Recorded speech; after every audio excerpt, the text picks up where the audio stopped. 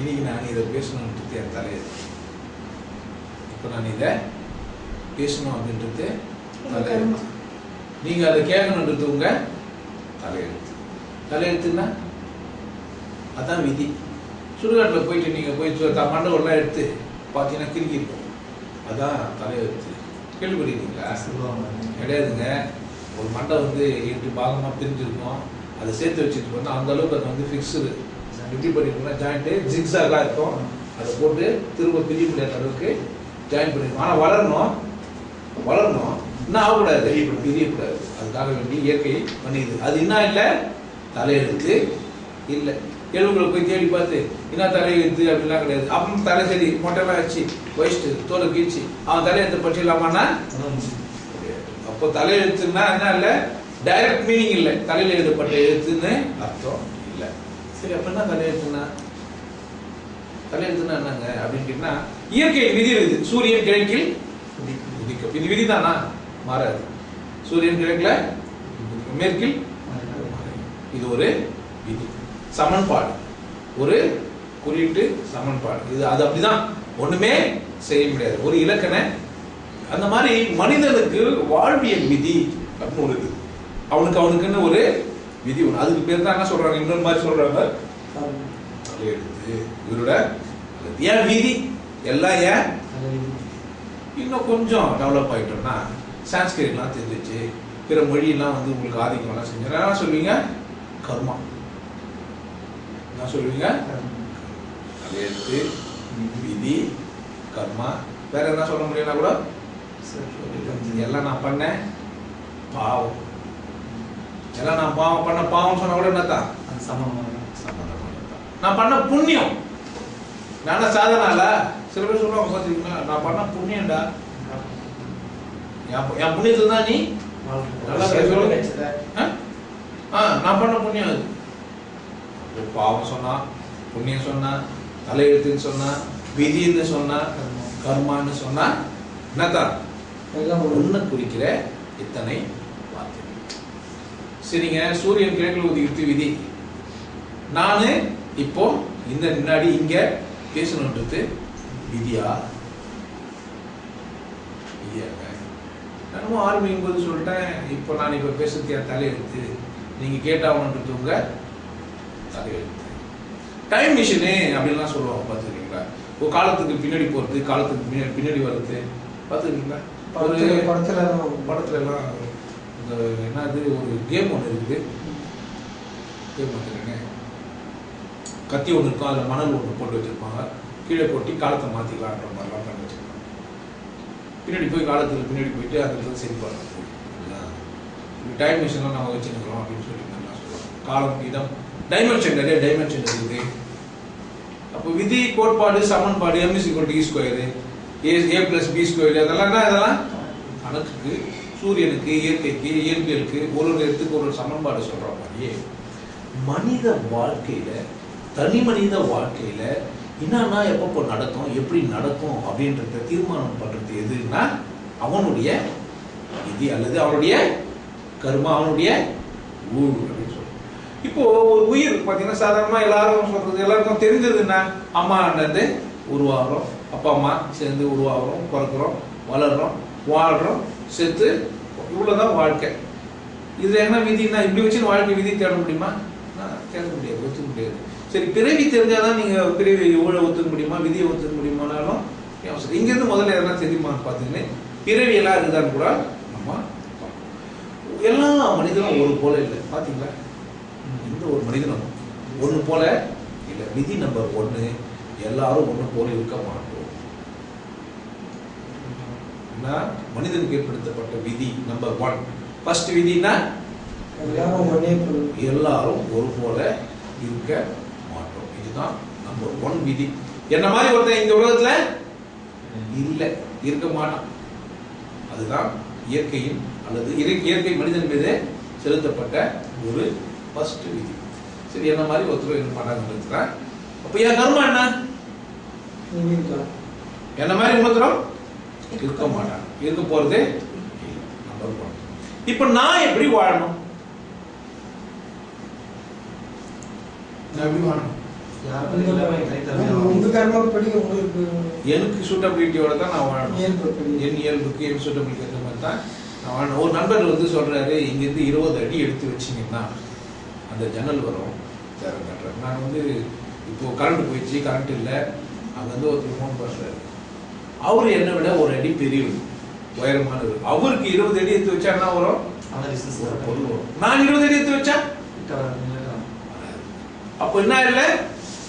விதி நம்பர் 1 என்னை போல ஒருத்தனும் இல்லைன்றதுனால வேண்டி இன்னொருத்தருடைய போதனை எனக்கு என்ன போறது இல்லை, சூட் ஆகாது, மேட்ச் ஆகாது. ஆனா 20 அடின்றது வந்து அவருக்கு எடுக்க வேணாம். எங்க 2 பேருக்கும் பொதுவா 20 அடின்னு சொல்றோம்ல, இன்ச்சு 12 இன்ச்சு சேர்ந்து ஒரு அடி. அந்த 20 அடி அவருக்கும் எனக்கும் ஒன்னே தான். ஆனா ஒரு 18 முறை எடுத்து அடி எடுத்து வச்சு அந்த இடத்த அடையலாம். நான் 20 முறை எடுத்து வச்சு அடையலாம். இல்ல நான் அவரோட கூட குறைச்சு கூட 1 கூட 17 கூட எடுத்து வச்சு நான் அதை அடையலாம். ஆனா 20 அடின்றது அங்க நிஜம், அது உண்மை. ஆனா அவருக்கு 20 அடின்றது, நான் இந்த விதி நம்பர் 1 படி என்ன மாதிரி யாருமே இல்லாததுனால என்ன பண்ண முடியாதுங்க. ஆனா இப்படி சொன்னா அதை புரிஞ்சுக்கின்னு அதுக்கு இவ்வளவு அளவுன்னு சொன்னா அதை எடுத்துக்கணும். ஏன் அங்க என்னதான் 20 அடியில் தான் அந்த பொருள் ஒரு ஆளுக்கும் ஒரு இங்கிருந்து பாம்பே எத்தனை கிலோமீட்டர் இருக்குது அப்படின்னு சொல்லலாம். ஒருத்தர் காரில் பயணிக்கிறாரு, நான் 10 மணி நேரத்தில் போய் சேர்ந்துடுறேன்றாரு. நீங்களும் அதே 10 மணி நேரத்தில் போய் சேர்வீங்கன்றது சாத்தியம் இல்லை. ஒண்ணு, நீங்க அதே வேகத்துல ஓட்டினாலும் உங்க ரோடு டிராபிக் எல்லாம் ஈடு கொடுக்கும்ன்றது சாத்தியம் இல்லை. நம்பர் 2, இந்த மாதிரி எல்லா விதியும் எதுல பொருத்திட்டோம்? நம்பர் விதி 1 என்ன இல்லை, என்ன போல யாரும் இல்லைன்றது கர்மா நம்பர். இப்ப நான் தான் ஆராய்ச்சி பண்ணணும். என்ன பிறவி இருக்குதான்னு யாரு ஆராய்ச்சி பண்ணணும்? பிறவி அறிவு வருவதற்கு போதிய ஞானம் உனக்கு இங்க இருக்கணும். இல்லைன்னா என்ன பண்ண முடியாது, உனக்கு பிறவி தெரிஞ்சுக்க முடியாது. தெரிந்து கொள்வதற்கு ஏற்றபடியான புலன்களும் புலன் அமைப்புகளும் அவசியம். நல்லா தெரிஞ்சுக்காங்க. விதி நம்பர் யாரும் இல்லை 1. விதி நம்பர் 2 என்னன்னு கேட்டீங்கன்னா, ஒன்றை புரிந்து கொள்வதற்கான அறிவும் அது தொழிற்படுகின்ற கருவியும். கண்ணு வந்து எப்படி இருக்கணும், பார்த்தா தெரியணும். கண்ணு தெரியாத ஒரு மனுஷனுக்கு இன்னும் சொல்லி கொடுத்தா அவன் இப்படி அந்த காட்சியை பார்ப்பான். குருடனுக்கு யாரும் பார்க்க முடியுமா? ஆனந்தர் இருக்கிற புத்தர்கிட்ட ஆனந்தன் ஒருத்தருக்கலாம் சொல்லிட்டான், கூட இது வெளிச்சம் ஒண்ணு இல்லவே போய் சொல்றேன், வெளிச்சம் ஒண்ணு இல்லை, இருந்தா எத்தனை மேல போடு, அது எவ்வளவு வெயிட் இருக்குன்னு நான் பார்த்துறேன். என்ன வந்து என்ன பண்ணு, வெளிச்சத்தை மேல அட்லீஸ்ட் தடவு, அது வெளிச்சத்தை மேல தடவு, என் மேல தள்ளி விடு, மோதட்டும், என் மேல தள்ளி விடு, கிட்டே தந்து வை, நான் மோந்து பார்த்துக்கிறேன், குச்சி ஆட்டு சத்தம் வருதான் பாக்குறேன். இதெல்லாம் பண்ண முடியுமா? வெளிச்சத்தை வெளிச்சம் ஒன்று இருக்குதான் இல்லையா? ஆனா அவன் கேட்கிற கேள்விக்கெல்லாம் பதில் சொல்ல முடியுமா அவங்களால? காது அவனுக்கு இருக்குது, காதுல வெளிச்சத்தை உணர்த்த முடியுமா? மூக்கு அவனுக்கு இருக்குது, வெளிச்சத்தை உணர்த்த முடியுமா? வாய் அவனுக்கு இருக்குது, வெளிச்சத்தை உணர்த்த முடியுமா? தோல் அவனுக்கு உணர்வோட தான் இருக்குது, வெளிச்சத்தை உணர்த்த முடியுமா? ஏன்? அப்போ கர்மா நம்பர் 2 என்ன இருக்கணும், உங்களுக்கு போதிய அறிவும் உங்க புலன்களும் சரியா இருந்தாதான் அந்த என்ன பண்ண முடியும், அடுத்த ஸ்டெப் போக முடியும். விதியாதான் இது வந்து நீ மாட்டுக்கு நான் சொல்ற விதியெல்லாம் வந்து சும்மாலாம் இல்லை, அவ்வளவுதான் பிக்ஸ்டு. இதுக்கு மேல நீங்க ஒன்னும் செய்ய முடியாது. இந்த விதி நீங்க எங்கன்னா அப்ளை பண்ணீங்க, யார் போனாலும் நீங்க அப்ளை பண்ணி உங்களுக்கே கூட நீங்க அப்ளை பண்ணி பார்த்துங்க. உங்களை மாதிரி ஒருத்தரும் கிடையாது, அவ்வளவுதான். அதான் எழுதப்பட்ட சமன்பாடு விதி. 2வது என்ன இல்லை, போதிய அறிவும் என்னவும் போதிய அறிவும் புலன்களோட ஆற்றலும் இல்லைன்னா என்ன செய்ய முடியாது, நீங்க என்ன பண்ண முடியாது, புரிந்து கொள்ளுதல். எனக்கு புரிஞ்சிருச்சு, எனக்கு தெரிஞ்சிருச்சு, கடவுள் இல்லைன்னு சொல்றதெல்லாம் எங்க வச்சுக்கினேன், உன் புலன்களை வச்சுக்கின்னு, உனக்கு புலப்பட்ட அறிவை வச்சுக்கிட்டு, உன் புலன்களை வச்சுக்கிட்டு உனக்கு புலப்பட்ட அறிவை வச்சுக்கணும். 1 புலன்கள் திறமையாகணும், 2வது உனக்கு புரியக்கூடிய ஆற்றல் இருக்கணும். 2 இருந்தா தான் என்ன செய்ய முடியுங்க, புரிஞ்சுக்க முடியும். ஒரு விஷயத்த யதார்த்த உண்மையை புரிஞ்சுக்க முடியும். எல்லாருக்கும் உண்டா அந்த சந்தர்ப்பம் இல்ல. ஏன் இல்ல? முதல் விதிப்படி என்ன இருக்குது, முதல் விதி என்ன இல்ல, எல்லாரும் ஒண்ணு போல இல்ல. 2வது விதி என்ன சொல்லுது, புலனும் புரிந்து கொள்ளுன்ற புலன்ல மனமும் ஒரு புலன். அதனால தான் நான் வந்து 2ஆ சொல்லிட்டேன். ஆக மொத்தத்தில் புலன் சரியா இருக்கணும், புலன்கள் போதிய திறனோடு இருக்கணும்ன்றது தான் விதி. ரொம்ப சிம்பிளா சொல்லணும்னா புலன்கள் போதிய அறிவோடு இருக்கணும். ஆனா மனம் வேறுபட்டு இருக்குது புலன்கள்ல இருந்து. அதனால நான் சொல்லிட்டேன், போதிய அறிவும் புரிந்து கொள்ளும் திறனும் அப்படின்னு சொல்றேன். ஆனா இது சமன்பாடை சுருக்கணும்னா என்ன அர்த்தம்? புலன்கள் சரியாக இருக்கணும், இல்லைன்னா முடியாது. அப்போ பிறவி ஞானம் அதெல்லாம் யாருக்கு வராது? கண்ணுல ஆனந்தம் கண்ணுல இருக்கிற மாதிரியே புலன்கள் சரியா வேலை செய்யணும்னா அவனுக்கும் வராது, பிறவி ஞானம் வராது. அவன் தான் சொல்லுவான் பிறவி இல்லைன்னு தான் சொல்லுவான். கரெக்ட் தானே? அவன் தப்பா? ஒரு கூட வெளிச்சம் இல்லைன்னு சொல்றான், தப்பா? அவனுக்கு உணர்ந்தது அவன் சொல்றான், தப்பா? இப்போ ரெண்டாவது விதி, நான் பிறருக்கு என்ன செய்தாலும் அது எனக்கு திருப்பி வரும். நான் யாருக்குன்னா என்ன செஞ்சாலும் என்ன ஆகும் எனக்கு? அது எனக்கு திருப்பி அப்ளை ஆகும். நான் யாருக்கு என்ன செஞ்சாலும் எனக்கு என்ன ஆயிடும்? திருப்பி அப்ளை ஆகும். விடுதல் செஞ்சா தீதும் நன்றும் என்ன பண்ணாரு? விரல் தர வராது. விதி நம்பர் 3, தீதும் நன்றும் விரல் தர வராது. அப்ப யார் பண்ணிக்கிறது தீதும் நன்றும்? எனக்கு நானே பண்ணினேன். நானே பண்ணினேன்னு எப்ப தெரியும்? ஃபர்ஸ்ட் இந்த முதல் விதியை எல்லாம் ஒத்துக்கலாம், புரிஞ்சிடும். ஏன்னா நீங்க உங்களை மாதிரி இல்லைன்னு நீங்க சூப்பர் விதி எனக்கு ஒன்று. நம்ம விதி 2 நம்பர் என்ன இல்லை, உங்க புலன்கள் சரியா இருந்தா இல்லையா யாரும் ஒத்துக்க முடியாது. புலன் உள்ள கண் உள்ளவனுக்கு தெரியாது. நான் சொல்றேன், அதான் சொல்றேன். ஒரு ஓசை சொல்றாரு, இல்லை வெயிட் பண்ணி சொல்றாங்க, இவங்க தூங்கி உங்களுக்கு தெரியாது. நான் ஞானம் வச்சுக்கிறேன்னு சொன்னா என்னால தான் சொல்ல முடியும். நீங்க ஞானம் வச்சா என்ன பண்ணுவேன்? என்னால சொல்ல முடியாது. ஒரு பாவம் விட்டு விட்டாரு உன்னால சொல்ல முடியாது. ஏன்? நீ அந்த நிலையில இருந்து அவரை பார்க்கல. நீ என்ன பண்ணுகிற? உனக்கு இருப்பிட கீழே நான் பாடி மேலே ஏறி இன்னும் பாக்குறேன், எனக்கு தெரியும். நீ எங்க இருந்து பாக்குற? கீழே இருந்து பாக்குற. என்ன பண்ண முடியாது? உனக்கு பார்க்க முடியாது. நான் சொன்ன உன்னால ஒத்துக்க முடியல. ஏன்னா நான் வந்து குருடனா இருக்கணும் அப்படின்னு நினைச்சுக்கிறேன். ஏன்னா ஒன்னும் என்னை விட நீ பலமா இருக்கிற பார்க்கும்போது. ஏன்னா ஒண்ணு போல ஒண்ணு இல்லையே. ஆனா என்ன நீ என்ன பண்ணிட்ட? ஏதோ ஒண்ணு காரணம் காமிச்சு, என் ஏழ்மையோ என் கலரோ என்னுடைய பேச்சாற்றலோ ஏதோ ஒண்ணு குறை காமிச்சு அது போயிடுச்சு. இது இருக்கட்டும். 3வது என்ன இல்லை, தீது நன்மை யார் தரது இல்லை, பிறர் தரது இல்லை, என் செயலால தான். என்னால தான் எனக்கு நான் நல்லதும் அல்லது கெட்டதோ செய்து பிறர் எனக்கு செய்ய முடியாது. விதி நம்பர் 3. இப்போ என்னாச்சுன்னா கர்மம், இப்போ ஆகாய கர்மம் அப்படின்னா சொல்லுவாங்க, ஆகாமிய கர்மம் அப்படின்னு ஒன்று சொல்லுவாங்க, சஞ்சித கர்மம் அப்படின்னு ஒன்று சொல்லுவாங்க, அப்புறமா பிராப்த கர்மம் அப்படின்னு சொல்லுவாங்க. சொல்லி கேள்விப்பட்டீங்களா? எல்லாம் அதுக்கெல்லாம் பிராப்தம் இருக்கணும்டி, கேள்விப்பட்டிருக்கீங்களா? என்ன இருக்கணும்? பிராப்தம் இருக்கணும். எங்களுக்கு அந்த பிராப்தம் கேள்விப்பட்டிருக்கீங்களா? என்ன அதெல்லாம் என்ன அந்த வார்த்தைகள்லாம் என்ன? இந்த 3வது நிலையிலிருந்து நீங்க பிறர் தர வராது அப்படின்னு தெரிஞ்சுக்கிட்டீங்கன்னா, நான் ஏதோ செஞ்சுன்னு வரும்ல என் வாழ்க்கையில. என் கடனாளிகளை நான் மன்னிக்கிறது போல என் கடன்களை எனக்கு மன்னியும். நான் கடன்காரங்கிட்ட யாருக்கிட்ட மன்னிச்சேன்? நான் கடன்காரங்களை இங்க மன்னிச்சேன். கடவுள் என்ன பண்ணாரு என்ன? ஆனா இங்க மன்னிக்கிறதுக்கு அங்க மன்னிக்கிறது தொடர்பு இருக்குதானா? ஆமா. ஏன் அப்படின்னு கேட்டீங்கன்னா, இங்க இருக்கிற அத்தனை யாரால நடந்துங்க?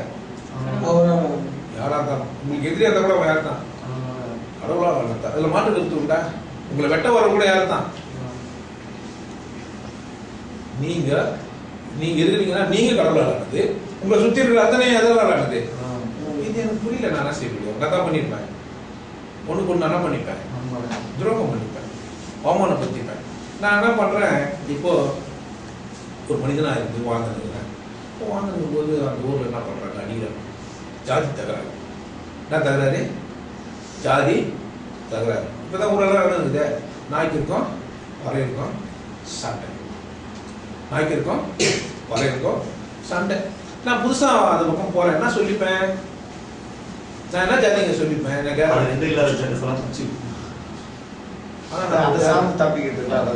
நானா ஒரு 2 ஜாதியில ஒரு ஜாதி. நான் வரையறு அல்லது நாய்க்கர் 2 ஒரு ஜாதி. நான் என்ன ஜாதி சொல்லுவேன்?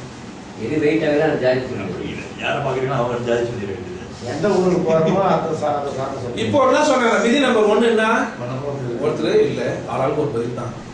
ஆனா என்ன பதில் இருக்கும்? என்ன வந்தாலும் என்ன பதில் இருக்கும்? உங்களை தற்காத்துக் கொள்ற பதில் தான் அது இருக்கும். தற்காத்துக் கொள்றதுக்காக நீங்க என்ன சொல்ல போறீங்க? அங்க போய் சொல்ல போறீங்க. என்னத்துக்காக போய் சொல்றீங்க? சொகுசா இருந்த உடனே அந்த ஊர்ல வாழவும் போயிட்டீங்க. என்ன பண்றீங்க? அந்த பொய்ய ஏதோ ஒன்று சொன்னீங்க. மோலையார் சொன்னீங்க, நாக்கிறேனே சொன்னீங்க, ஒயிட்டாக இருந்தால பறையர்னே சொன்னீங்க, ஏதோ ஒன்று பொய் சொன்னீங்க. நீங்க பிறந்தது செட்டியாரு நீங்க, ஆனா இது ஏதோ ஒரு சம்மந்தம் இல்லாத ஒண்ணு சொல்லி வாழ்ந்துருக்கீங்க. என்ன பண்ணிப்பீங்க? அதுவாகவே ஆயிடுங்க. யார் தப்பு? நீங்க தான் ஒரு பொய் சொன்னீங்க. நீங்க தான் அதுவா. ஆனா உங்களுக்கு என்ன பண்ணல, நான் எந்த ஜாதியும் இல்லப்பா, ஏதோ பிறந்தது நான் ஜாதியில பிறந்துட்டு அவ்வளவுதான் அப்படின்னு சொன்னா கூட உங்களுக்கு உதவணும். ஏன் உங்க அப்பா அந்த ஜாதி இல்ல, அவன் முட்டாளு, உங்களை என்ன பண்ணிக்கணும் அந்த நேரத்துல சொல்லி காப்பாத்திக்கணும். அந்த நேரம் விஷயத்த நீங்க என்ன பண்ணிட்டீங்க, தள்ளி போட்டீங்க. அந்த நேரம் உங்களை காப்பாத்திக்கிறதுக்காக நீங்க என்ன பண்ணீங்க, ஒரு விஷயத்த அங்கிருந்து தள்ளி போட்டீங்க. எப்பங்க அது வரும், திரும்ப வரணும் தானே, அது திரும்ப வரும் தானே, சொன்னது போய் தானே, போய் தானே. எதுக்காக சொன்னோம், நம்ம காத்துக்கிறதுக்காக சொன்னோம். போய் சொல்லிதான் என்ன பண்ணிருப்பாங்க, அடிக்காம கூட விட்டுருக்கலாம்ல. அவன் உண்மை சொல்லியிருந்தா அடிக்காம கூட விட்டுருக்கலாமா இல்லையா? கண்டிப்பா அட் பண்ணி எதிர்பார்த்தது யார் எதிர்பார்த்தது, ஏன் எதிர்பார்த்தது, எது எதிர்பார்த்தது, எதுங்க எதிர்பார்த்தது, ரெண்டுத்துல ஒண்ணு ஏதாவது நடக்கும். யார் எதிர்பார்த்துச்சு, அடிக்காம விடுவான்.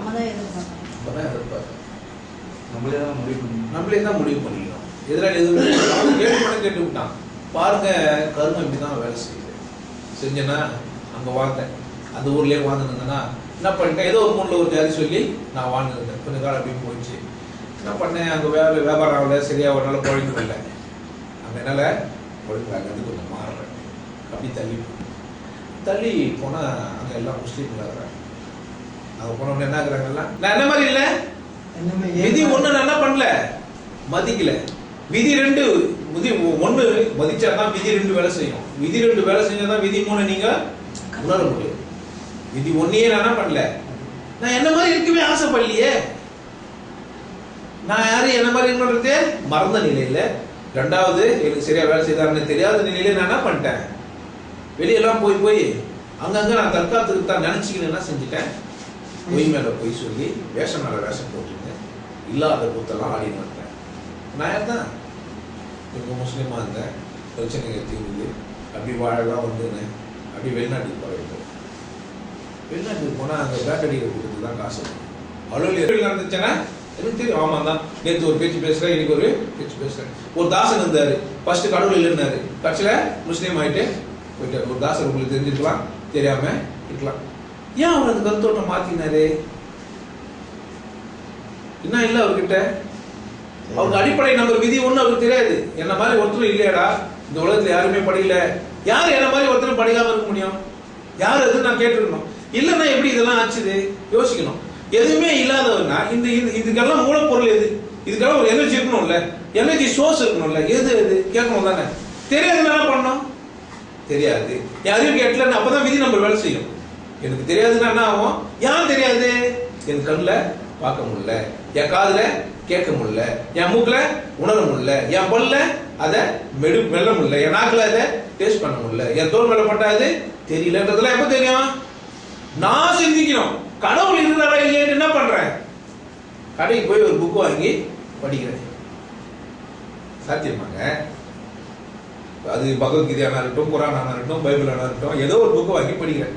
எங்க தப்பு நடக்குது, என்ன பண்ணிட்டேன், இந்த என் புலன்கள்ல நான் எப்படி உணர்வு. சரி, புக்கு வாங்கி படிச்சோம், அந்த புக்கு சரியா சொல்லிச்சா இல்லையான்னு யார் சொல்றது, சொல்லணும். எக்ஸ்பீரியன்ஸ் ஆள் யாரா இருக்கிறீங்களாப்பா, கடவுள் தெரிஞ்சவங்க கேட்கணுமா இல்லையா? ஏப்பா இந்த உலகத்துல லூசுங்களே, மடையாளங்களே, அறிவாளிகளே, இல்ல உலக ஞானிகளே, ஏப்பா உலகத்துல இத்தனை கோடி ஜனங்களே, உங்களுக்கு யாருன்னா கடவுள் தெரியுமா கேட்டீங்களா? கேட்டீங்களாங்க? மகா ஜனங்களே, எனக்கு கடவுள் கண்டுபிடிக்க முடியல, எனக்கு தெரியல, யாருன்னா கடவுள் தெரிஞ்சவங்க இருக்கிறீங்களா கேட்கணும். அப்பா பேரே திரை கட்டி போட்டோம், கடவுளுக்கு இருக்கிறாரா இல்லையா எனக்கு தெரியணும்னு கேட்கணுமா கேட்கக்கூடாது, கேட்கணும். இருக்கிறாரு, அப்ப இருக்கிறாருன்னா அவன் சொல்லணும் என்ன எப்படி இருக்கிறாருன்ட்டு, அதை நீங்க ஒத்துக்கிற அளவுக்கு இருக்கணும். அப்போ அவன் சொன்னா நீங்க ஒத்துக்கணும்னா அவனுக்குள்ள அறிவு உங்களுக்கும் இருக்கணும். இப்ப புத்தர் என்ன பண்றாரு, ஆனந்தத்துக்கு வெளிச்சத்தெல்லாம் காட்ட முடியாதுப்பா, ஒரு நல்ல வைத்தியரை கூப்பிட்டு கண்ணை சரி பண்ணு, ஒரு யோகம் அப்படின்னு ஒன்று கண்டுபிடிச்சு யோக சாதனை எல்லாம் செஞ்சு என்ன பண்ணலாம், புலன்களை வல்லமை செஞ்சோம்னா புலன்கள் எல்லாம் சரி பண்ண என்ன பண்ண முடியும், பிறவி கடந்த விஷயங்கள் எல்லாம் புரிய வரும் அப்படின்றதுக்காக வேண்டி இப்படி ஒன்று செஞ்சு வச்சுக்கிறாங்க.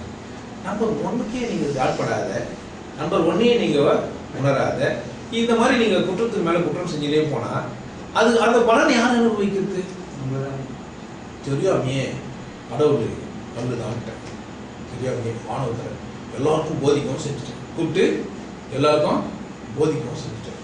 இப்போ நான் மாற்றி யார் சொல்றது? சொன்னவங்க ஒத்துக்கணும். யாருங்க வந்து மாற்றி உங்களுக்கு சொல்றது? ஐயோ நான் தப்பு செஞ்சுட்டேன், இது வந்து அப்படி இல்லை அப்படின்னு யாருங்க சொல்லணும்? பொய் சொன்னவன் தானே சொல்லணும்.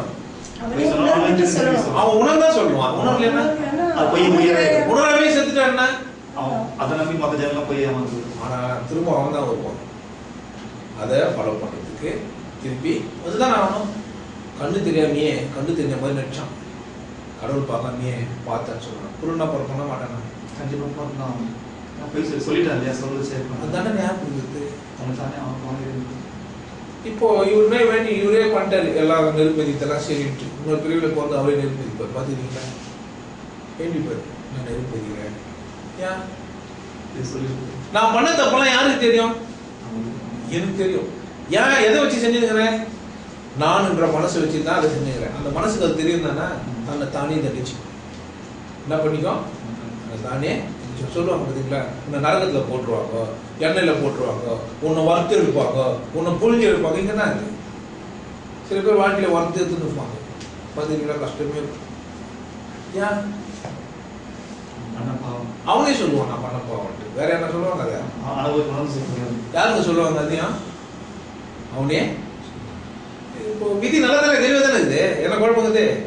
இப்போ என்ன அப்போ சரிங்க இது சொல்லி நீங்கள் இது ஏன் நீங்கள் ஆகாயம் பிராப்தம் பிராபம் அப்படிலாம் சொல்றீங்கன்னா, நேற்று செய்தது இப்போது செய்வது நாளை செய்ய போவது அப்படின்னு இருக்கு. முக்காலமும் நேற்று செய்தது என்னால் இல்லை, என் அறிவினத்தினால செஞ்சது, என் மடத்தனத்தினால நான் செஞ்சது அப்படின்னு நீங்க உணர்ந்தா என்ன ஆயிடும்? நேற்று செஞ்ச வரைக்கும் எனக்கு என் புலன்கள் சரியா இல்லை. இறைவா என் புலன்கள் எனக்கு நீ கொடுத்த, நான் என்ன பண்ணல, பொய்யா பேசிட்டேன். உன்னை உணராமே நான் உணர்ந்த மாதிரி நினைச்சுக்கினேன். நான் வாழ்க்கைக்காக வேண்டி நானாவே ராங் பர்செப்ஷன் வச்சுக்கினேன். என்னை காப்பாத்தின்னு நினைச்சுக்கினேன். என்னை காப்பாற்ற வல்லவன் நீ யாரு? இறைவன். என்னை படைச்ச நீ தானே காரணை காப்பாற்ற முடியும். ஆனா நான் அதை உணராம என்னால நானே காப்பாற்ற முடியுன்ற திமிர்ல என்னவோ ஆடிவிட்டேன். எல்லாரையும் நானே அடிமைப்படுத்திட்டேன். எல்லாருக்கும் அசிங்கமா போதிச்சிட்டேன். யாருங்க மாத்திக்கணும்? நீங்க என்ன டக்கர் வச்சு சொன்னா கூட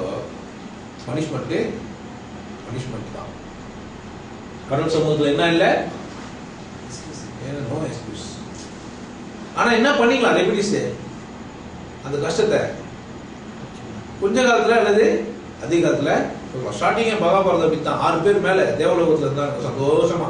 அவங்க செஞ்ச இந்திரன் ரொம்ப சிரிச்சுன்னு கவனிக்கல, போட கீழே போகிறான்ட்டாங்க. உடனே என்ன பண்ணாங்க, அங்கே இறக்கப்பட்டு நான் உங்களுக்கு பாவ மோசனை தரேன்னு சொல்லி ஒருத்தனா பெற்று என்ன பண்ணா சாவச்சு திருப்பி மேலே அமிச்சான். ஆனால் 6வது காப்பாற்ற முடியல. அவரால் வந்துட்டான் பீஷ்மரா வந்துட்டாங்க. தெரியுமா அந்த கதை? அப்படின்னா என்ன சொல்ல வராங்க அப்படின்னா, உன் பாவ வினைகள் நீ செஞ்சுக்கிற கூத்து நீ நடத்துற நாடகங்கள்ல தான் அது என்ன ஆகுது. நீ தான் என்ன பண்ற, நானே எனக்கு சிறையானி என் நாடகத்தில் நான் என்ன சொல்லுவான், நிலையானே கல்லாயிட்டேன். தேனே உனக்கு இது புரியாது. ஒரு தெய்வம் வராமல் இறங்காது. தெய்வம் வந்து உங்களுக்கு சொல்லணும். தெய்வம்னா யாரு புரிஞ்சுக்கணும். இதெல்லாம் இதுதான் அப்படின்னு புரிஞ்சுக்கணும். ஒரு மனிதன் தெய்வம் அவன் சொல்லணும். தெய்வம் வராமல் இறங்காது. விதியும் மதியும் வேறம்மா அதன் விளக்கமும் நான் தான் ஆரம்பமா சொல்லி நல்ல போதை 1000 பேருக்கு தானே ஞானம் உள்ள த்ரூ அவனை பயன்படுத்திக்கிறது உலகம். இந்த கடவுள் என்ன பண்றாரு, ஒரு பைத்தியம் லூஸ் வளர்ந்து போகும். ஆனா அது உங்களுக்கான விஷயமா அது? ஆனா அவருக்கு தெரியாது அவர் லூஸ், அவர் வளர்றாரு. ஆனா அது உங்களுக்கான மெசேஜ். உங்களுக்கு கடவுள் என்ன பண்றாரு, சந்தர்ப்பம் கொடுத்துருங்க இருக்கிறார். அப்படி என்ன பண்ணணும், மெசேஜ் உங்களுக்கு ஒரு உங்களுக்கே புரியும். இந்த கேள்வியா உங்களுக்கு எழுப்புது, கர்மாவை பத்தி தெரிஞ்சு கேள்வியா எழுப்புது. கஷ்டப்படும் போது ஓ நமக்கு என்ன பண்றோம், நமக்கு என்ன நம்ம தப்பு பண்ணிருப்போமா, ராங் பண்ணிருப்போமா, இந்த தப்பு ராங்க நம்ம எப்படி திருத்திக்கிட்டு சரணாகதி தான் இதுக்கு என்ன செய்யணும். நான் இது வரைக்கும் அறியாமையில நிறைய தப்புகளை செஞ்சுட்டேன், அது என்னுடைய குற்றம். நான் இனி என்ன செய்ய மாட்டேன், யாருக்கும் தடையா இருக்க மாட்டேன், யாருடைய வாழ்க்கைக்கும் நானே எல்லை வகுக்க மாட்டேன். நான் யாருக்கு பிரச்சனைக்கும் போக மாட்டேன். என்னையும் நானா செஞ்சுக்க மாட்டேன். அடிமைப்படுத்திக்க மாட்டேன். எனக்கு தெரியாதுன்னா தெரியாதுன்னு சொல்லுவேன். தெரியும்னா தெரியும்னு சொல்லுவேன். தெரிஞ்சதை தெரிஞ்சதுன்னு சொல்லுவேன். தெரியாததை தெரியாதுன்னு சொல்லுவேன். என்னன்னா ஆவு உண்மையே நினைத்திருப்பான், உண்மையே தான் உரைப்பான். என்னது கேலி ஆவான்? கேலிக்கு ஆளாவான். கேலிக்கு. ஆனா என்ன யாருன்னா கேலி பண்ணு போட்டேன். எனக்குன்னா யாருன்னா கேலி பண்ணு போட்டேன். யாருக்கும் நானு குறுக்கிட மாட்டேன். அவன்தான் கடவுளின் மனிதனாவான். அவன்தான் கடவுளின் மனிதனாவான். ஆமா. அப்போ இன்னும் அப்படிலாம் நீங்க வாந்தீங்கன்னா என்ன ஆயிடலாம்? உங்களுக்கே புரியும். பிறவி புரியும், பிறவி துன்பம் புரியும். துன்பங்கள்லாம் போய் இன்பமாவே மாறிடும். ஐக்கியப்பட்டு யோகியாவே நீங்க மாறிடலாம். சந்தோஷமாவே ஆயிடலாம். விதி எத்தனை இருக்குதுங்க மனுஷன் மேல செயல்படுற விதி? என்னன்னா ஒரு போல இருக்க மாட்டான். புலன்கள் சரியா இருக்கணும். புலன்கள் சரியான அறிவோடு எல்லாருக்கும் இல்ல. மூணாவது அப்படி இருந்தாதான் புரிதல் தன்மை. புரிந்து கொள்ளுதல் என்பது புலன்களின் தன்மை பொறுத்துதான் இருக்குது. மற்றபடி விசேஷம் இல்ல. இப்ப இதை சரி பண்ணிட்டா எல்லாரும் கடவுள் உணரலாம் தானே? அறம் பொருள் பண்ணாதான் எல்லாம். என்ன சந்தேகம் இருக்குதா? புரியல.